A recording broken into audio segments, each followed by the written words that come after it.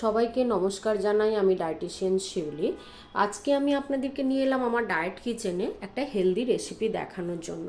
এখন তো গরম পড়ে গেছে, তাই চটজলদি এমন একটা ব্রেকফাস্ট যা আমাদের শরীরটাকে ঠান্ডাও রাখবে এবং খেতে খুব টেস্টি হবে, এরকম একটা ব্রেকফাস্ট আমি আজকে আপনাদেরকে দেখাচ্ছি। তার জন্য যে উপকরণগুলো নিয়েছি সেটা প্রথমে আমি দেখিয়ে দিই। এখানে ভেজানো চিড়ে নিয়েছি আমি, এটা 4 টেবিল স্পুন।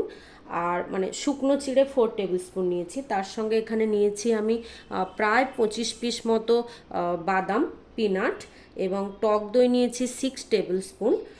তার সঙ্গে চিয়া সিড নিয়েছি 1 টেবিল স্পুন, এটাকে প্রায় 30 মিনিটস আমার ভেজানো রয়েছে।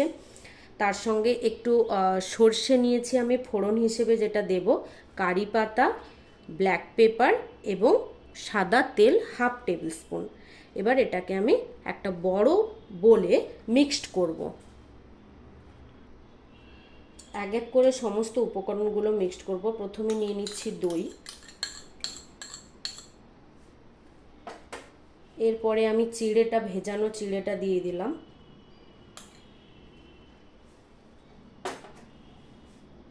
এর মধ্যে চিয়া সিডটা দিয়ে দেবো। যদি জলের দরকার হয় একটু জলও আমরা দিতে পারি। হাফ কাপ মতো আমি জল দিয়ে দিলাম এর মধ্যে। এরপরে দিয়ে দেবো ব্ল্যাক পেপার। আপনারা চাইলে এখানে লঙ্কাও দিতে পারেন, কাঁচা লঙ্কা কুচি করে। ভালো করে এটাকে মিক্সড করে নেব। রেডি।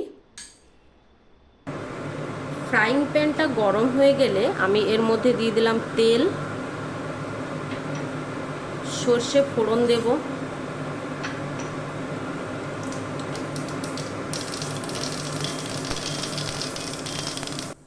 এরপরে দিয়ে দিলাম বাদাম, তার মধ্যে কারি পাতা। এটা ভালো করে ভাজবো। এটা যখন ফ্রাই হয়ে যাবে, 1/2 মিনিট ধরে ভাজলেই হয়ে যাচ্ছে।